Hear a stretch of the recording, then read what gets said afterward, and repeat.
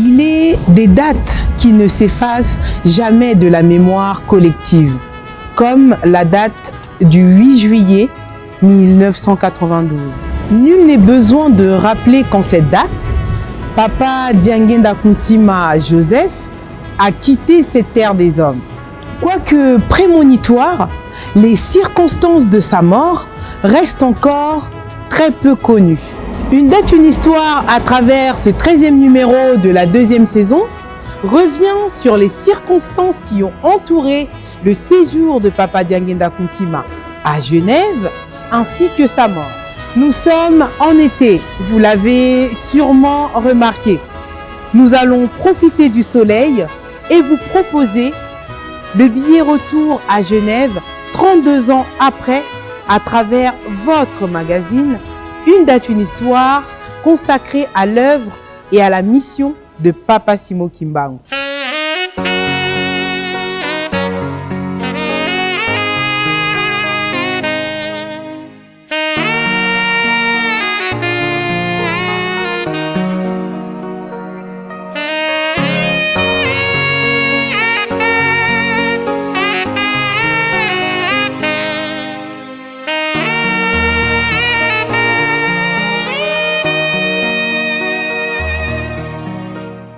De Genève à Kinshasa, les témoignages sont légion, allant des plus crédibles aux plus douteux. Mais 32 ans après, lever le voile sur les circonstances de sa disparition, ainsi que sa divinité, nous paraît aujourd'hui être un impératif. Quoi de plus normal que d'approcher des témoins, et non des moindres, pour nous relater les faits. En tant que kimbanguiste, Papa Diangenda représente tout pour moi. Spirituellement, c'est mon Dieu, le Père et le Saint-Esprit. Et physiquement, je le considère comme mon Père. C'est un Père par la mesure de conseils qu'il m'a donné physiquement par écrit, des conseils qu'un père donne à son enfant pour son avenir et pour sa réussite dans la vie. Tous ces conseils, je les ai toujours bien appliqués et je peux vous le prouver parce que j'ai ramené du courrier qu'il m'écrivait. Voyez-vous. Donc pour moi, ce que je viens de le dire, physiquement, Papa Diangenda est un papa pour moi.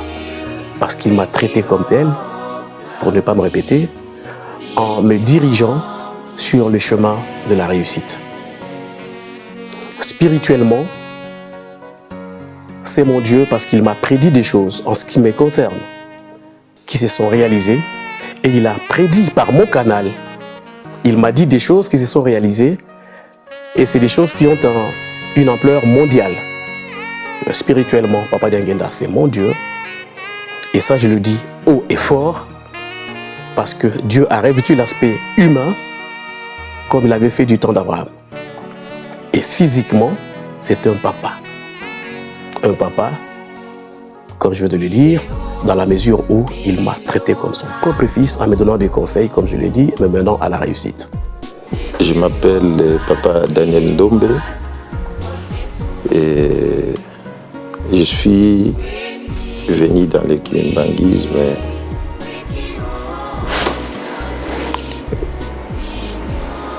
comme par enlèvement en fait. Et Papa Mfumalongo, je suis kimbanguiste, je peux dire ce que je veux, mais j'ai vraiment un bon témoignage pour Papa Mfumalongo parce que parmi les trois papas, c'est le premier que j'ai eu en rêve. C'est le premier qui est venu me visiter en rêve. Et il me voyait souvent en rêve, il me donnait des directives en rêve. Donc pour moi, Papa Mfuma Longo, j'ai compris en suivant. Après, j'ai commencé à suivre les enseignements sur Atelki. Donc je pouvais rester toute la nuit. Si j'avais, les jours souvent j'avais rien à faire, je peux regarder les vidéos de Papa Mfuma Longo de minuit jusqu'à 3h, 4h du matin, puis j'allais au lit. Donc pour moi, Papa Mfuma Longo, c'est lui-même Papa Simon Kimbangu. Lorsque je dis tout à l'heure que pour moi, papa, physiquement, c'est mon père, parce que vous savez autant bien que moi, aussi bien que moi, pardon, que chaque père a le souci que son enfant réussisse dans la vie. Et pour cela, il ne se fatigue pas de lui prodiguer des conseils, de l'orienter de manière à ce qu'il réussisse. Pour moi, cette situation a commencé quand et comment? En 1986, je passe mon examen d'État, ce qu'on appelle ici le bac. Je réussis mon bac et à la même occasion, j'avais une bourse d'études pour le Maroc. Comme cela est des coutumes chez les kimbanguistes, avant de faire quoi que ce soit, avant d'aller où que ce soit, on va voir papa. Donc je vais à Mokoto, il y avait beaucoup de monde. Alors beaucoup de monde, de telle sorte que je n'étais pas sûr de pouvoir rencontrer papa. Et à l'époque, c'était Papa Ditélé qui assurait la sécurité des papas, son protocole le plus proche. Et il était réputé être quelqu'un de très sévère. Mais ces jours-là, j'avais une chance énorme. C'est-à-dire que quand Dieu prévoit quelque chose, il ouvre le voie. J'arrive à Mokoto, j'ai dit, je vais voir Papa Ditélé. J'ai dit, papa, j'ai envie de voir papa parce que je dois voyager incessamment et j'ai besoin de rencontrer papa. Instantanément, il me dit, ne bouge pas, j'arrive. Il entre dans la résidence, il y avait plein de monde à Mokoto. Il entre dans la résidence et ressort, il vient me chercher. J'étais tout jeune à l'époque, hein, j'avais quoi, 21 ans. Il vient me chercher et il m'amène dans le bureau de papa. Je trouve papa tout seul dans son bureau. Je m'agenouille. Je m'agenouille. Il me dit, alors mon fils, ça va? Je dis, oui papa. Quelle nouvelle? Et là, je lui dis, papa, d'abord, merci de m'avoir aidé à réussir mon examen d'État. J'ai obtenu une bourse pour le Maroc et je suis venu pour que tu m'aides à réussir mes études. Je n'ai jamais fait l'université, mais je viens pour que tu m'aides. Chers amis, Dieu nous aime. Papa m'a dit beaucoup de choses. On n'était que tous les deux dans son bureau. Alors, papa était debout devant moi. Je me suis agenouillé et il a pris ma tête. Il l'a mis sur son ventre. Il m'a dit beaucoup de choses. Je peux révéler 2 choses ou 3. Il m'a dit, après, évidemment, donc après m'avoir donné des conseils et avant de prier, tout en maintenant ma tête contre son ventre, il me dit, tu vas au Maroc pour les études. Ne va pas pratiquer la magie. Sinon, tu perds toutes les chances que Dieu t'a données. Bonne chance. Je dis, merci papa. Il a prié. Je suis sorti, j'étais tout content. J'arrive au Maroc, je crie à papa. Papa, je suis bien arrivé. Et c'est là que la relation père-fils physique pour moi, en quelque sorte, a commencé. Chaque fois que j'écrivais à papa, il me répondait. J'ai toutes ces lettres. Si vous voulez les voir, je les ai. Si vous voulez les exhiber à la presse, je les ai. Et donc, il me disait toujours une chose, fournis seulement un minimum d'efforts, je m'occupe du reste. À chaque fois, il me répondait. Chaque fois, je lui écrivais. Et la lettre qui a le plus attiré mon attention, c'est une lettre de 1987, de juin 1987. Là, il m'écrit pour me dire, nous sommes en pleine préparation des festivités du 12 octobre, du centenaire de Papa Simon Kimbangu. Et nous avons la foi que l'Afrique du Sud et la Namibie se réjouiront enfin. En 1987. Alors, pourquoi il parle de l'Afrique du Sud? Pourquoi il parle de la Namibie?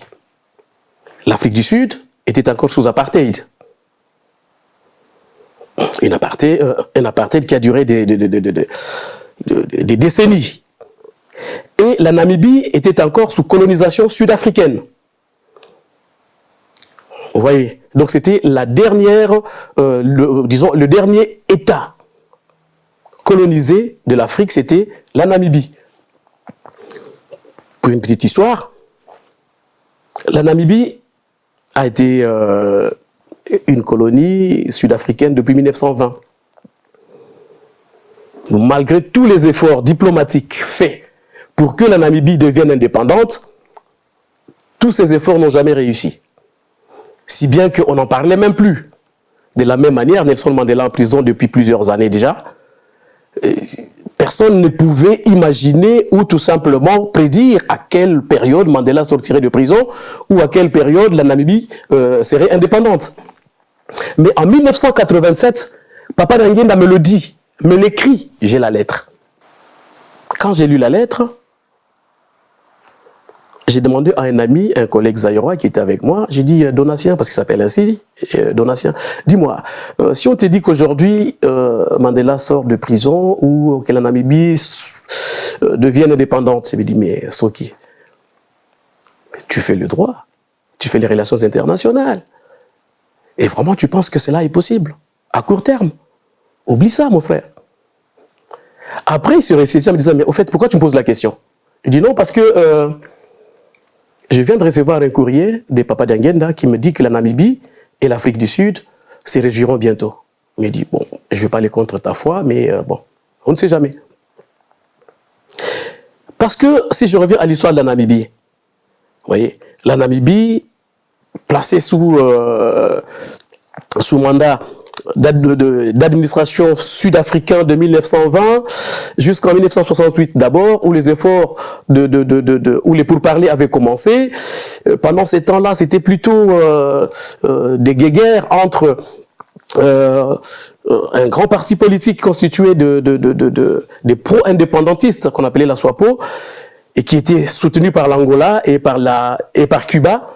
Ces personnes se sont battues pendant de longues années pour chercher l'indépendance de la Namibie, qui n'a jamais été acquise. Alors, en 1966, finalement, les Nations Unies se décident quand même qu'il faut peut-être commencer des pourparlers, qui n'ont jamais abouti.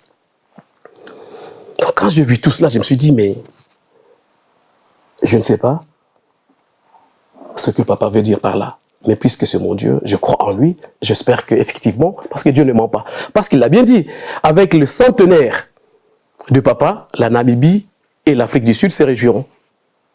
Comme je viens de vous le dire, j'en ai discuté avec cet ami-là, et c'est 3 ans plus tard que cela se réalise.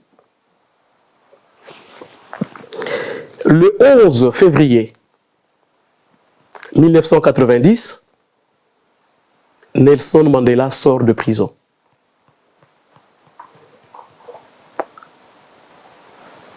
Or, avec la sortie de prison de Nelson Mandela, c'était déjà la fin de l'apartheid. Donc, sa prophétie venait de se réaliser. La même année, le 21 mars, la Namibie devient indépendante, contre toute attente. La Namibie devient indépendante. Là encore, la deuxième prophétie vient de se réaliser. Mais un point commun entre les deux quand même. Le 11 février, c'était la veille du 12 février. Et le 12 février, c'est la naissance des papas qui sont locaux. Dieu le Père. Le 21 mars, c'est la veille du 22 mars. Et le 22 mars, c'est l'anniversaire de papa Nangenda Kuntima. Dieu le Saint-Esprit. Et ce jour-là, j'ai posé la question à mon ami. Je dis, Donatien, tu te rappelles? Il me dit, ah ben oui, c'est vrai. Oh. Bon, ben écoute, bon, pas de commentaire, mais j'avoue quand même que, voilà. Donc, ces deux faits ont beaucoup marqué mes relations avec papa. En 1987, il m'écrit, en réponse à un courrier que je lui avais envoyé, il me dit, Beaucoup d'étudiants zaïrois viendront au Maroc cette année et parmi eux, il y aura un certain nombre de kimbanguistes. Et je compte sur vous pour que l'église kimbanguiste voie jour au Maroc. Tout ça est écrit, vous allez voir les lettres. Bon, je me suis dit, bon, vous voyez, le Maroc, c'est un État musulman, donc où l'islam est la religion d'État, qui ne tolère donc pas vraiment d'autres religions, mis à part l'église protestante et l'église catholique qui sont encore là parce que c'était eux qui étaient en quelque sorte leurs colonisateurs, parce que le Maroc était sous protectorat français, donc il y a encore les racines qui sont restées là-bas. Je dis, mais comment cela sera-t-il possible? Bon, ok. Effectivement, en 1987, il y a eu des Zaïrois qui sont arrivés au Maroc et parmi eux, il y avait quelques kimbanguistes. Je peux notamment citer, il y a notre frère Djefar Lukombo qui est un flûtiste à Londres. Il y a notre frère, le fils de Papa Kalamvouila, Jean-Claude Kalamvouila, qui est ici à Paris. Il y avait une autre maman qui était, dont le père était pasteur, Papa Utawaku, et la fille se trouve au Canada aujourd'hui. Il y avait Bazinga. En tout cas, il y avait 5 ou 6 kimbanguistes. Et quand je les ai vus arriver, parce que moi, j'étais le premier kimbanguiste au Maroc, quand je les ai vus arriver, je me suis dit, oh Seigneur, merci. Qu'est-ce que je fais? Je les ai tous appelés. Comme par hasard, je leur ai dit, le 6 avril 1988, pardon, je leur ai dit, nous allons organiser un culte pour célébrer la fête du 6 avril. Alors, moi j'habitais à Casablanca, j'étais seul là-bas, et tous les autres habitaient, Espérance Outawak aussi habitait à Casablanca, et tous les 4 habitaient dans une autre ville qu'on appelle Fès. En arabe ou Fès en français. Donc on s'est dit, puisque nous sommes 2 et qu'eux sont nombreux, ils auront plus de facilité de s'organiser pour nous recevoir. Donc nous irons passer la fête à Fès. Nous avons invité les étudiants zaïrois le 6 avril 1988 dans un appartement. Donc c'est là que nous avons pour la première fois prié en tant que kimbanguistes. Et sans le savoir, c'était le point de départ de l'installation de l'église kimbanguiste au Maroc, puisqu'aujourd'hui, nous avons l'église kimbanguiste au Maroc. Vous voyez? Donc ce que Dieu dit se réalise toujours, d'une façon ou d'une autre. Et je suis content d'avoir été utilisé comme instrument de cette réalisation. Mais je ne l'ai pas fait seul. Tous les noms que je vous ai cités, c'est des personnes que vous pouvez contacter. J'étais content que cela se réalise. Et aujourd'hui, nous avons une paroisse ou une église kimbanguiste au Maroc. Donc voyez-vous, tout ce que je vous dis ne peut pas procéder du simple hasard. Et cela vient conforter et reconforter ma position, ma foi, ma croyance en Papa Danguen en tant que Père et Seigneur. Vous voyez. Par rapport à mes études, il m'a donné des conseils énormes. Oui, beaucoup de gens vous disent, oui, papa m'avait dit, mais moi, papa m'avait écrit.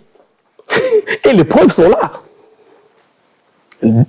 Parce que oui, c'est vrai que certaines personnes, pour vouloir se faire une certaine audience, papa l'obaka nanga boye. Papa l'obaka nanga boye. Mais moi, papa m'avait écrit et j'ai toutes les preuves. Et de tout ce qu'il m'a dit, tout s'est réalisé. Si bien qu'en 90, quand j'arrive en Suisse, pendant que papa était là-bas, je suis allé m'agenouiller pour lui dire, papa, c'est moi qui étais au Maroc. Il était content, il a juste souri. J'ai eu la chance de connaître une des nièces de papa Ramazan Ibaya. Papa Ramazan Ibaya, pour les gens qui ne le connaissent pas, il fut ministre d'information du temps de Mobutu, ambassadeur du Zaïre à Paris, et puis ministre des Affaires étrangères du temps de Kabila, et vice-président du MLC. Donc, j'avais de bonnes paix à son âme parce qu'il nous a quittés. J'avais de très bonnes relations avec lui, sa femme et ses enfants. Donc, en âge, c'est mon père, mais il me prenait plus que... j'étais comme un conseiller de l'ombre pour lui, en fait. Parce qu'il avait, vous voyez, les hommes politiques, ils ont une qualité, ils savent découvrir des fois des talents cachés dans un individu. Eh bien, quand on échangeait politiquement, il avait découvert que je pouvais lui apporter quelque chose. Donc c'est dans ce sens-là qu'il me consultait en privé.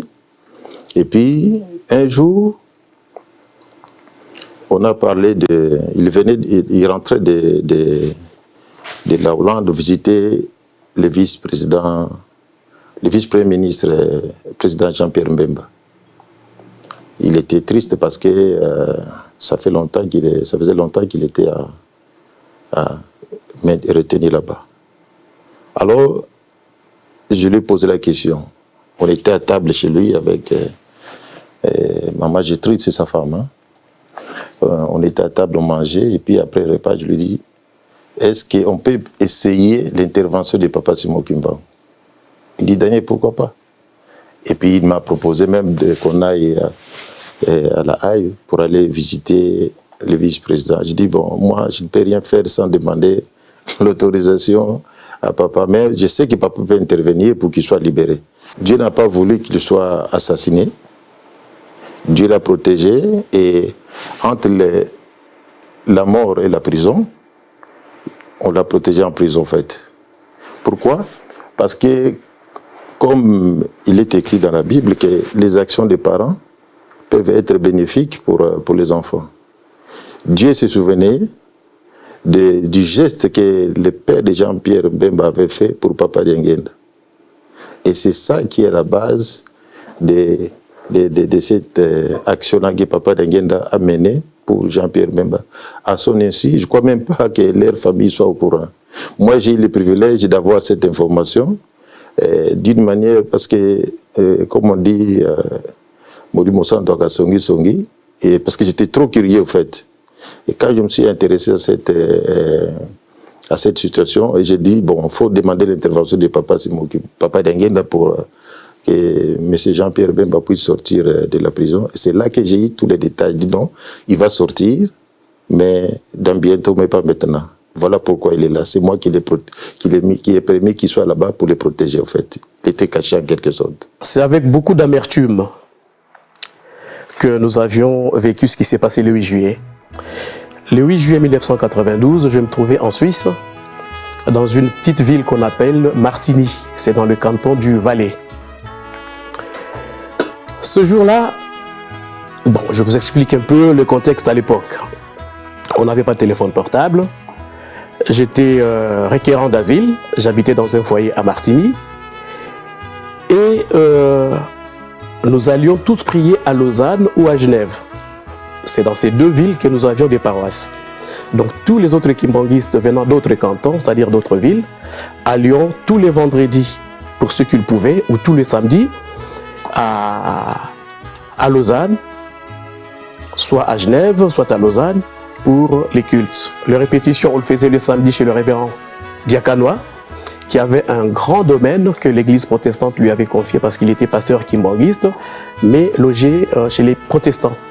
Donc tous les vendredis, on allait faire nos répétitions là-bas, nos soirées et nos bécos, et les dimanches, on allait au culte.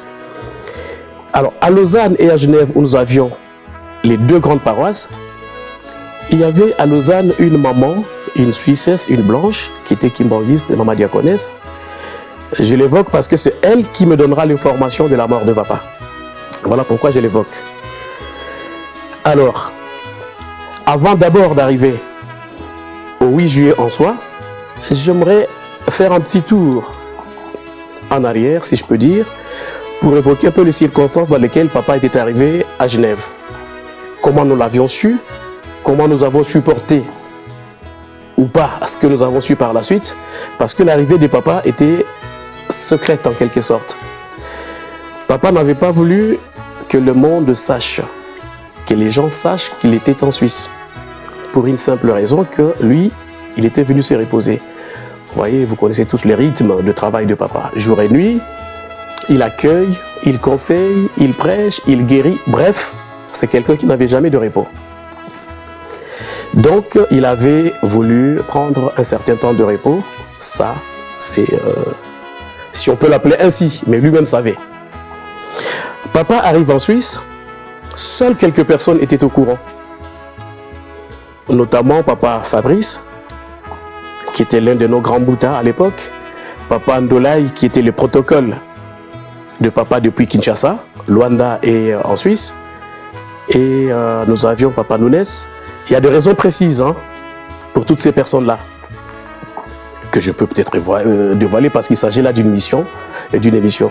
Alors, papa Fabrice était au courant parce que c'était un grand boutin et qui avait des très bons rapports avec la hiérarchie de l'église. Je ne parle pas de nos pasteurs.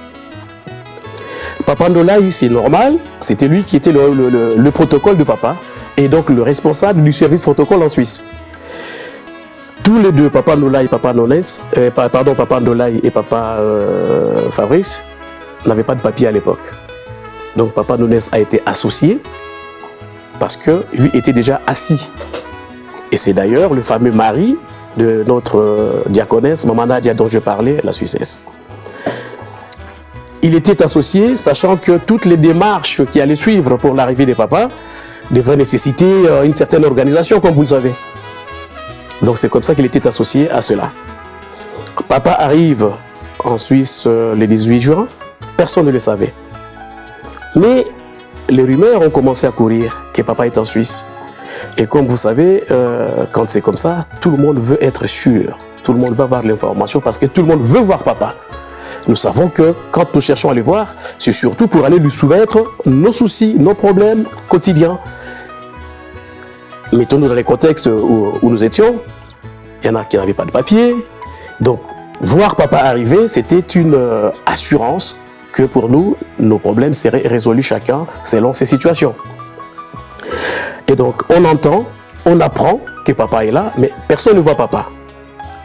Au bout d'un moment, ils étaient obligés d'admettre que papa était bel et bien en Suisse, mais qu'il n'y restait que quelques jours et qu'il était passé en Israël. Tout cela était pour calmer les fidèles, pour que désormais les gens soient calmes. Donc que papa était parti en Israël, en mission, et qu'il reviendrait en Suisse, et donc après son retour, là, il pourrait se mettre à la disposition de tout le monde comme cela se passe. Mais il s'est passé quelque chose, et qui me fait rire d'ailleurs, qui a fait rire beaucoup de personnes. Un jour, papa Ndoula, qui était responsable de la faculté suisse, s'en va faire des courses en ville. Et lui, il habitait vraiment au centre-ville de Genève. Il va faire des courses et il croise comme par hasard papa Elébé et papa Benansilou. Alors, allez-y comprendre, pour ceux qui connaissent papa Benansilou, c'est le directeur du cabinet de papa Derienda. Et papa Elébé, c'est la pièce maîtresse de l'évangélisation. Papa Ndoula va leur dire bonjour.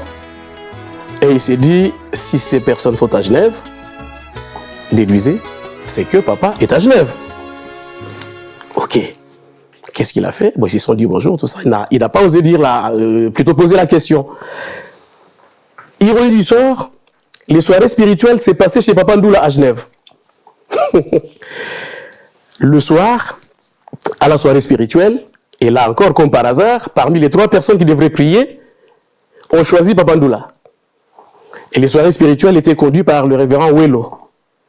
Donc on choisit papa Ndoula pour faire la prière de clôture parmi les 3 personnes.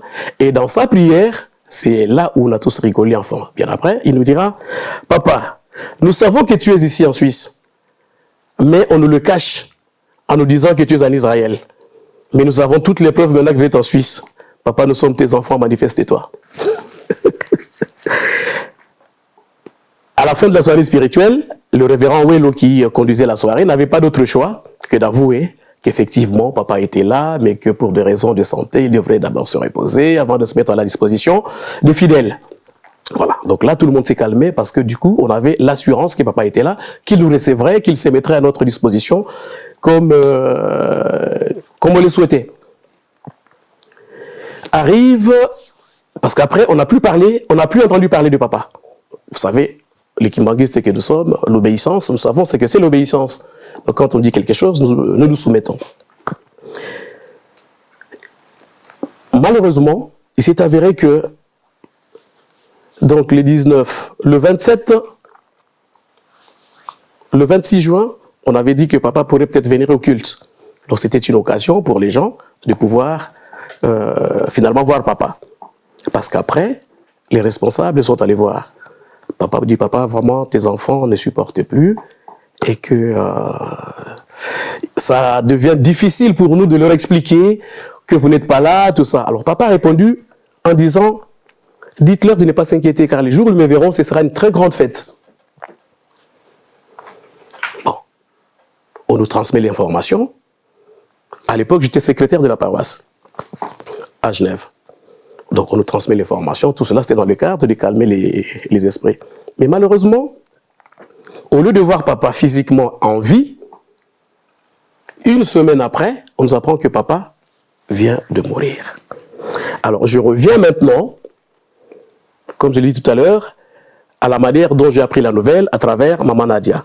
Donc j'étais au foyer et j'avais pas de téléphone portable à l'époque. Donc pour nous joindre, il fallait absolument que la personne qui avait besoin de vous appelle le foyer en disant à la personne à qui il voulait parler et on allait chercher la personne.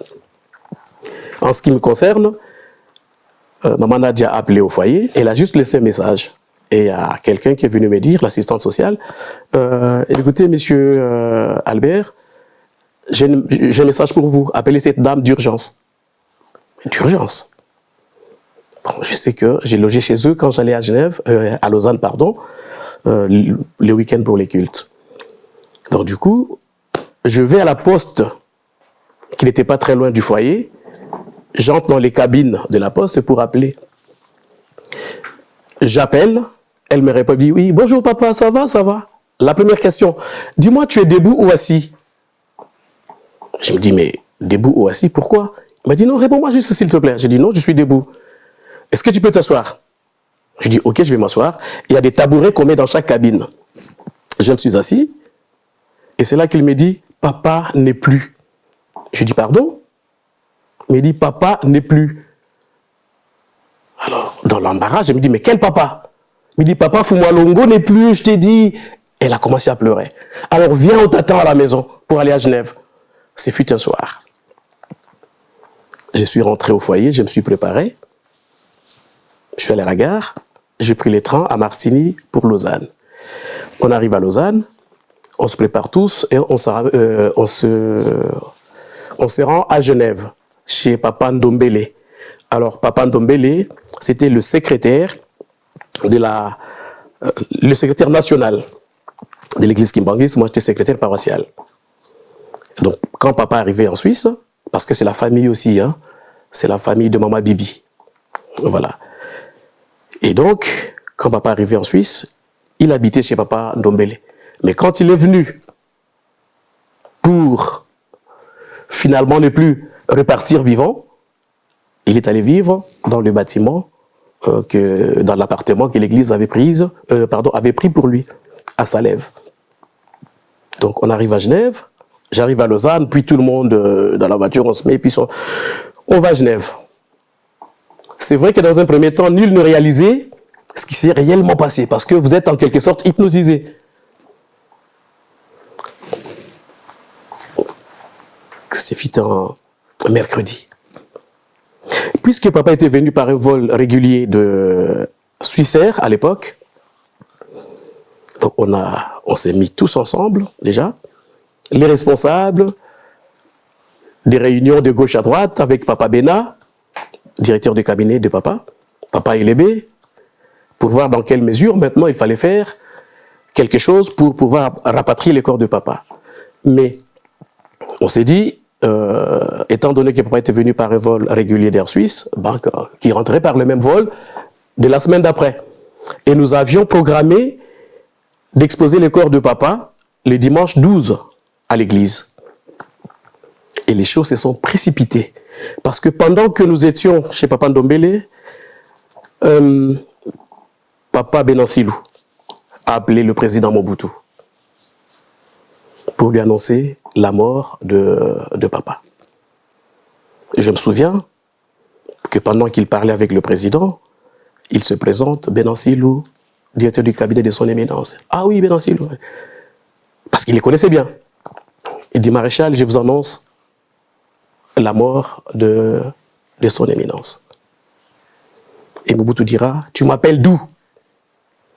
on était à Genève. Alors, il y a eu un silence de mort. Un silence de mort. Pendant ce moment, évidemment, Maman Bibi, Maman Marie Mouilou et les autres étaient dans la résidence du papa Ndombele, où nous réunissions tous les soirs, désormais. Et c'est là que, finalement, le président a donné des instructions à Papa Bena pour lui dire qu'il ferait le maximum, enfin, pas le maximum, pardon, qu'il ferait le plus rapidement possible, en sorte que la dépouille de papa soit rapatriée. Papa Mbemba Saolona, c'était le patron des patrons, il y a Zaïre à l'époque. Et c'est lui qui était à la tête du patronat zaïrois. Et il avait la compagnie Sibé Zaïre. Moi, personnellement, j'ai eu la chance de voyager avec Sibé Zaïre, je crois, à 2 reprises.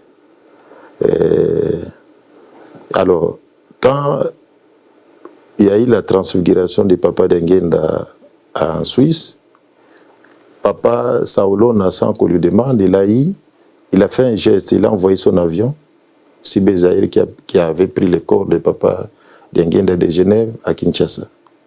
Le rôle Nzambe azalaka na niongo mutu te. Papa Saolona atiki biso alinzamba ekozongisa niongo wana ipana libota pa ya mwana. Donc Papa Jean-Pierre Bemba azwa privilège oyo bato mingi bazwa te. C'est-à-dire que Azan n'a pas sous parapluie à Papa Dengenda sans que pour Nzambe se vantaka te. Il fait les choses discrètement quand il veut comme il veut. Voilà un peu pour éclairer l'opinion pour le Camboya Papa Saolona. Qui est Papa Saolona? C'est le patron. Ezaki, mon coeur accompagné c'est Bézaïr, parce qu'il en avait d'autres aussi. Et Jean-Pierre Bemba, c'est le fils de Papa Bemba Saolona. Voilà. Le jour, parce que ce fut un mercredi, donc jeudi,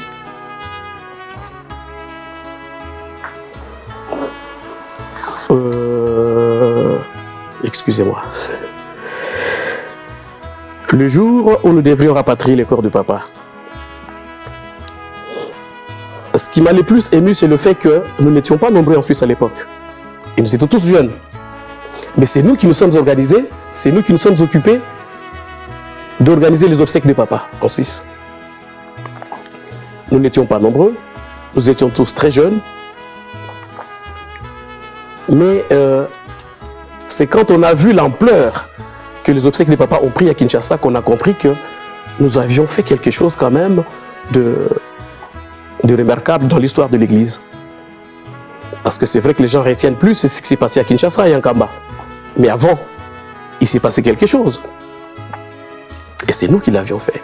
Si vous avez encore les images, je crois que les images étaient mises déjà sur Internet. J'aime pas bien ça.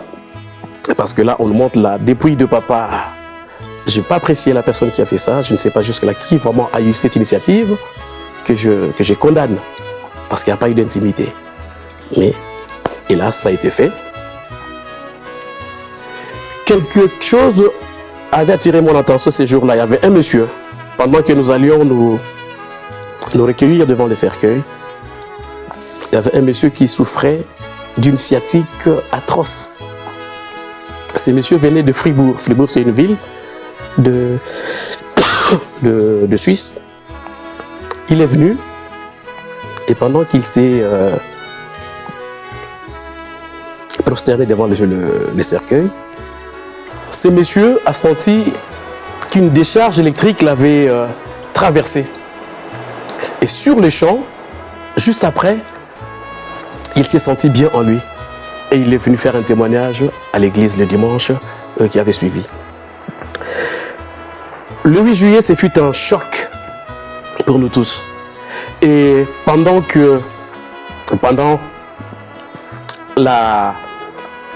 juste après le culte, enfin pendant qu'on faisait le culte, quand papa José a pris la parole, c'est là qu'il nous expliqua le songe que papa Dengenda avait eu en date du 30 juin. Dans ses songes, il vit papa Kisolo Kele qui était venu lui dire « Je viens te chercher car l'heure est arrivée. » Parce que ces personnes qui nous sommes venues enseigner pour les récupérer ne veulent même pas nous écouter. Alors je viens te chercher. Et papa Kisolo Kele marchait sur un tapis éblouissant pendant qu'il était venu voir son frère. Mais papa Dangenda lui dit « Non, je ne peux pas les laisser comme ça. Laissez-moi encore un peu de temps pour que je puisse les convaincre. Laissez-moi encore un peu de temps pour que je puisse vraiment les éduquer, les enseigner et les récupérer. » La suite, il ne l'a pas dit. Donc en quelque sorte, papa Kulutu était venu prendre son frère ce jour-là pour qu'il puisse repartir.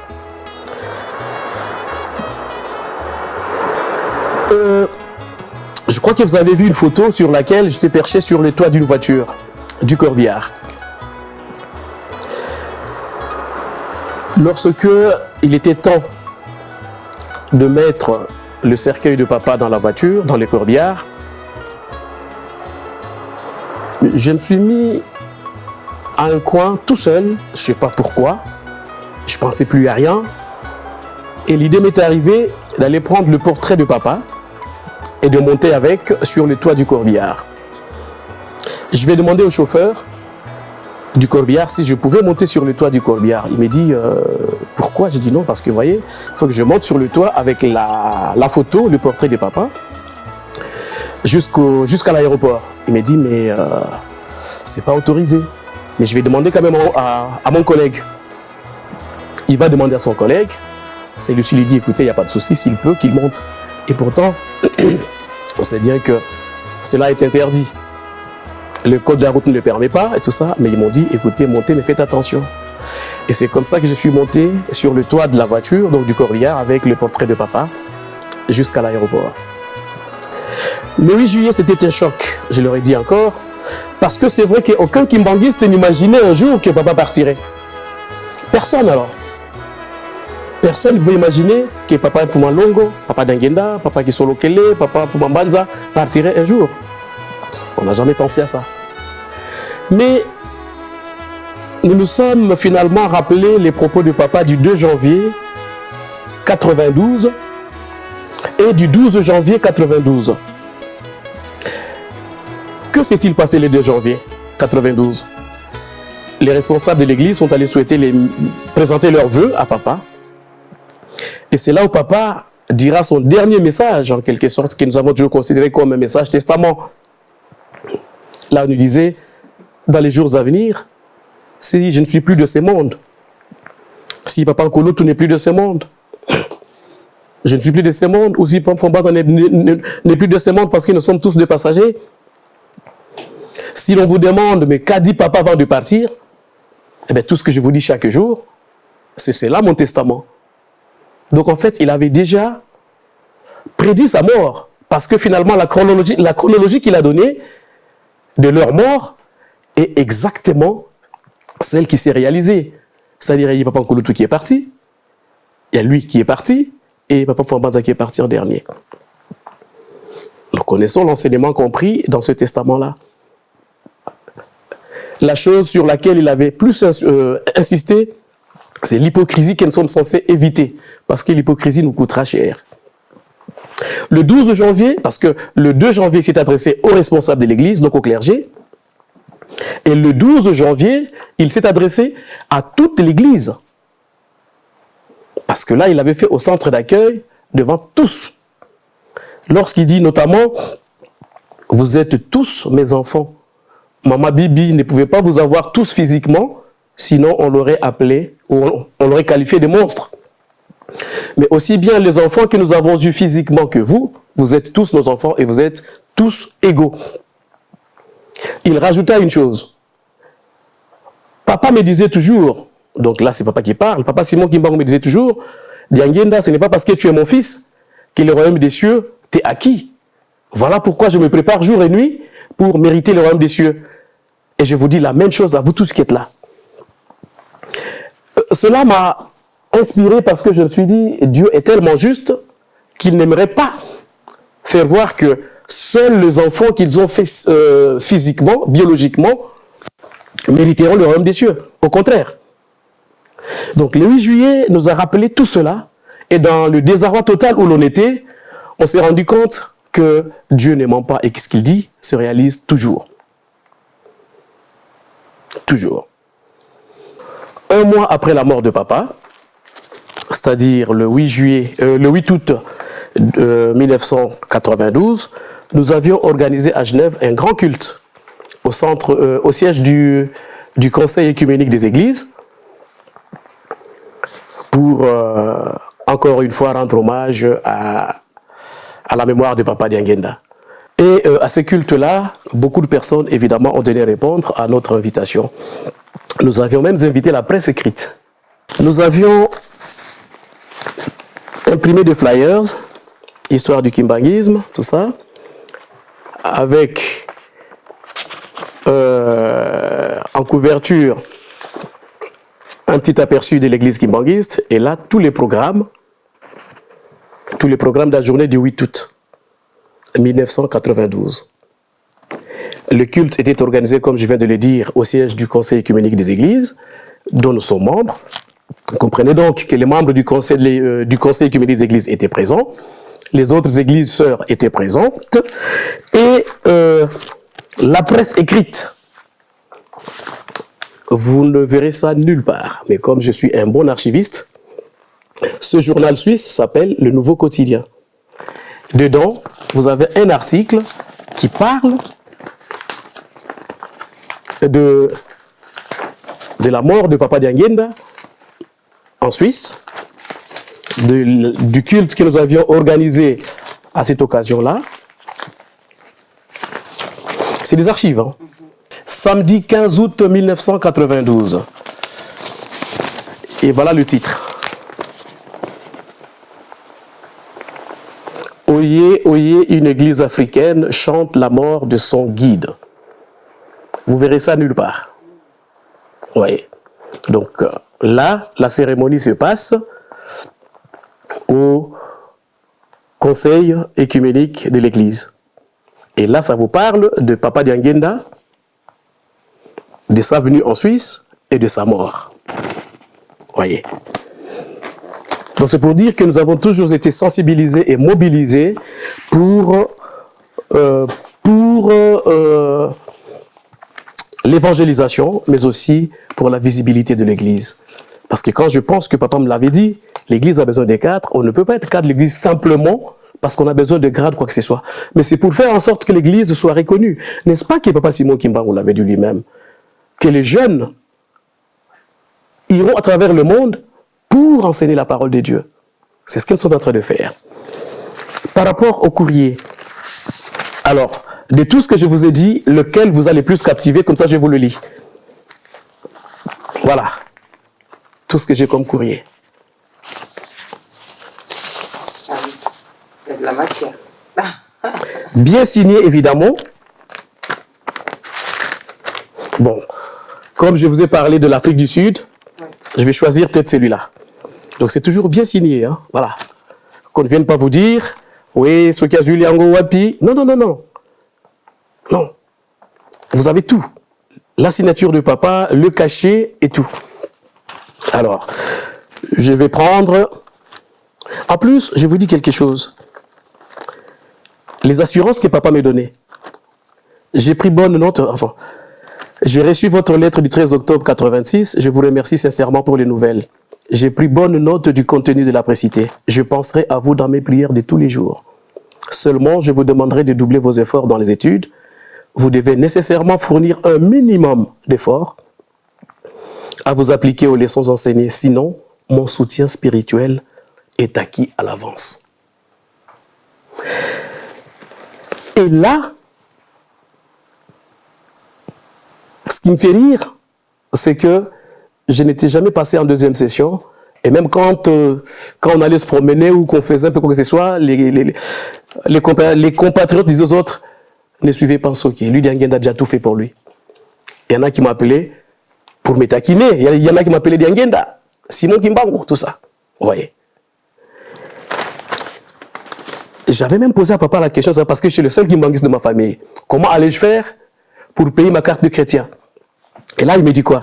Quant aux frais mensuels de la carte de chrétien, je vous conseillerais de vous arranger avec quelqu'un qui est resté chez vous au Zaïre pour vous faciliter cette tâche. Car vous devez en principe vous mettre en ordre avec l'Église. Vous voyez à quel point il insiste sur certaines choses que nous négligeons. J'ai saisi l'occasion pour présenter pour formuler à votre intention mes vœux le meilleur pour le nouvel an. Je vais prendre celui où il m'a prédit l'indépendance de l'Afrique du Sud et de la Namibie.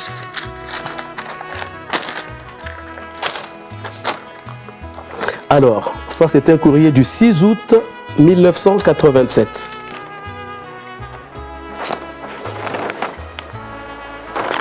Et le contenu est celui-ci. Alors, chers citoyens, donc citoyens Sokimianti, à l'époque c'était des citoyens. Université Hassan II, Casablanca, chers citoyens. Ma vie mpimaku mazola beni kikilu matuki di komono wako se mon mfumu. C'est-à-dire mes très sincères salutations. Mes sincères salutations à toi. Sinon, pour être vraiment plus précis, donc ils viennent de moi ton Père céleste. Ensangu Ntambodinkanda Kuwasonama Mulumbukia le 5 juin 1987. Matondo Kwanzambi Munamau Kakutubanzi Langa Ntangu Kentangu. Comme nouvelle, j'accuse réception de ta lettre du 5 juin 1997 et je remercie Dieu de ce qu'il nous entend chaque jour. Beto Zuzi Kalumingu le 7 juin 1987. Toi, ça, le démarrage, il y a centenaire, il y a naissance, il y a Papa Simon Kimbangu.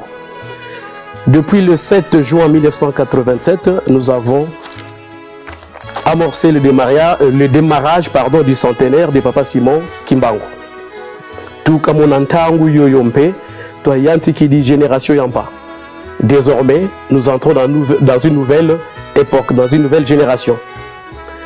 Vous, Tuenakia, vous, Afrique du Sud, et Namibie, Sibayangalala. Et nous avons confiance que l'Afrique du Sud et la Namibie se réjouiront. Nous allons tous bien.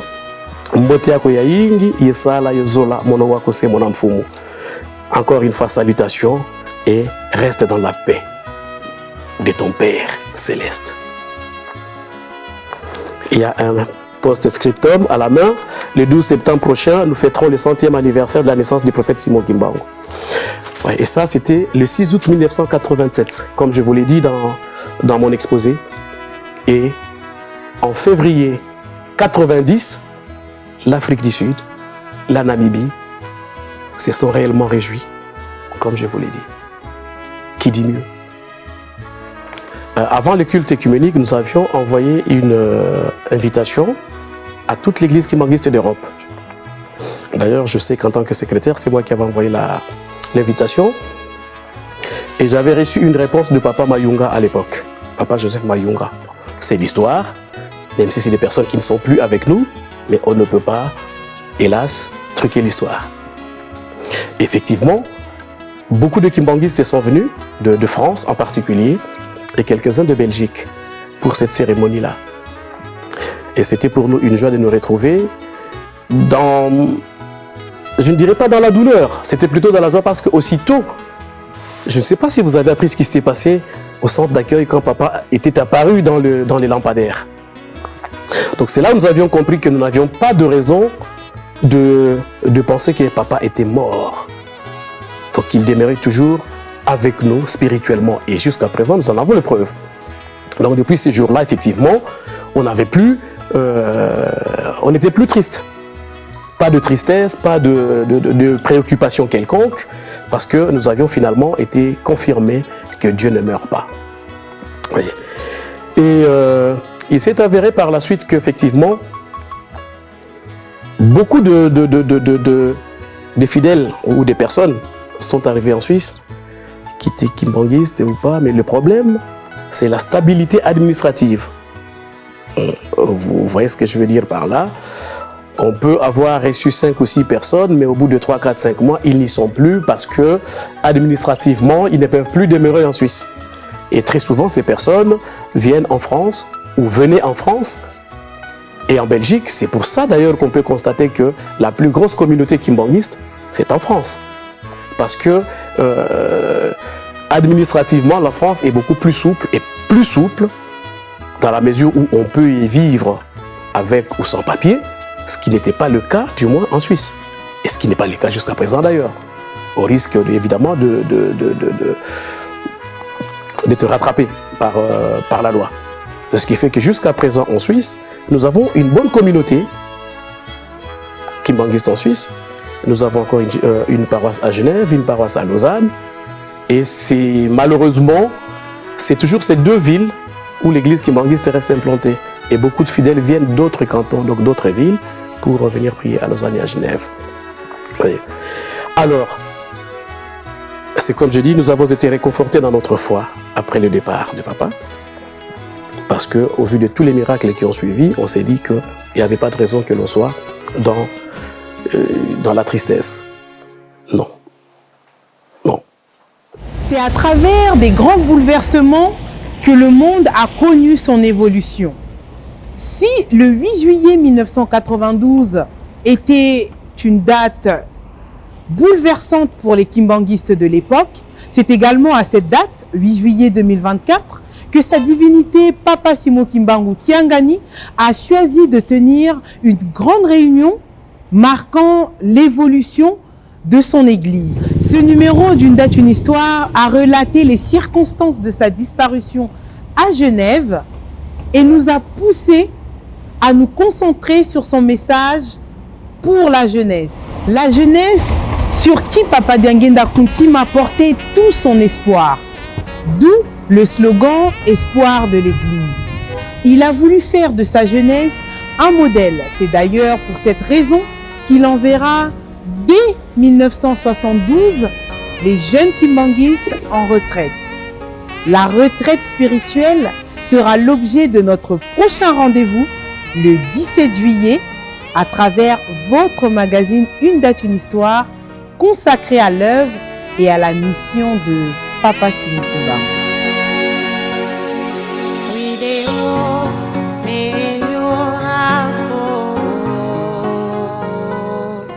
Deteriora se voz, volte subito.